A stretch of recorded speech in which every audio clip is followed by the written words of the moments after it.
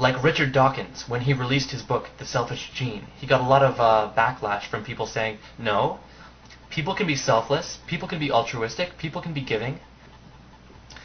But all Richard Dawkins was trying to say is that we inevitably work off of incentives. And as long as we are inevitably working off of incentives, we are pursuing those incentives in self-interest. Now, self-interest can include all the most altruistic, benevolent acts imaginable. You can give your life to protect your friends and family, but I think that's still serving some type of self-interest. You love those people. You love them.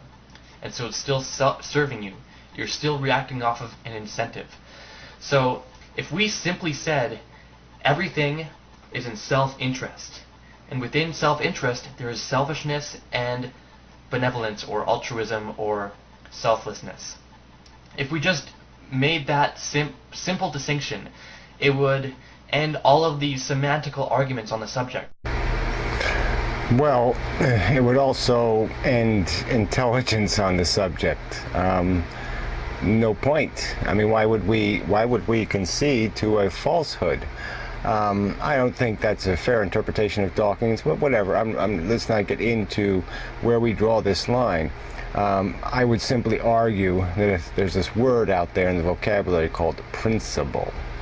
Now, you can have a devotion to principle that is completely selfless, and that's just what it is. I mean, it is selfish only in this minute, tiny sense that you are conceding that if we all live by the principle, there will be fairness, there will be justice, there will be these things we all desire.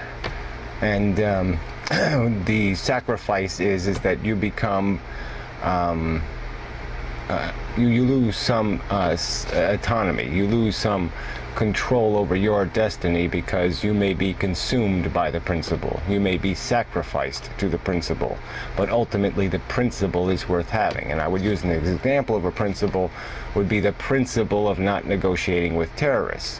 In the short run, this can end up killing innocent people, but in the long run it will save, say, millions of people.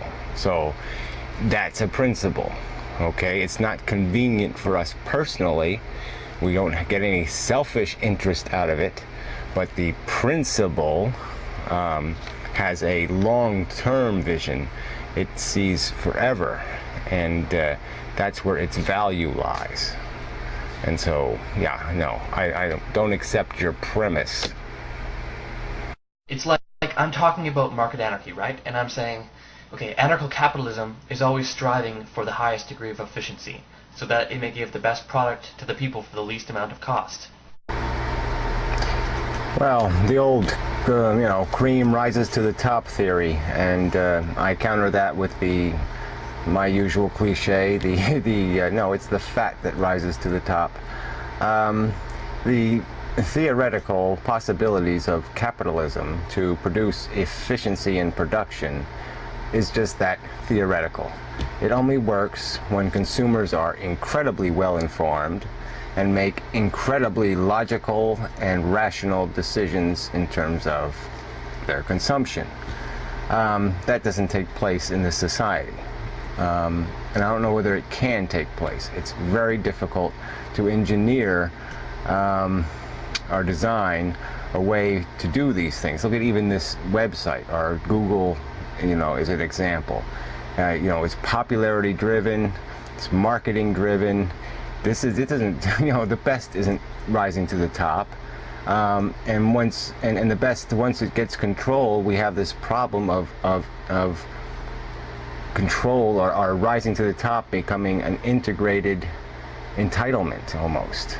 Okay, it's very hard to knock something down once it's reached the top, and that's probably the biggest weakness in your argument, is that the mighty don't fall easily, and if they fell just as easily as the rest climbing up, then the system might have a chance to produce the most efficient. But it doesn't the way it's designed now. It doesn't the way human nature operates now. And so it's just a bullshit fallacy. All your philosophy creates is monarchy, and there's no efficiency in monarchy. It consolidates power. It creates empires. It's just, completely a complete destruction of any kind of fair fight or rational social order. But then they call themselves something totally different. It doesn't make any sense. You're still an anarcho-capitalist even though you are subscribing to majority rule on a voluntary basis. So yeah, this is kind of another mini venting video in which I get mad at semantics. Hope you enjoyed. Well, you have the right to hope, as they say.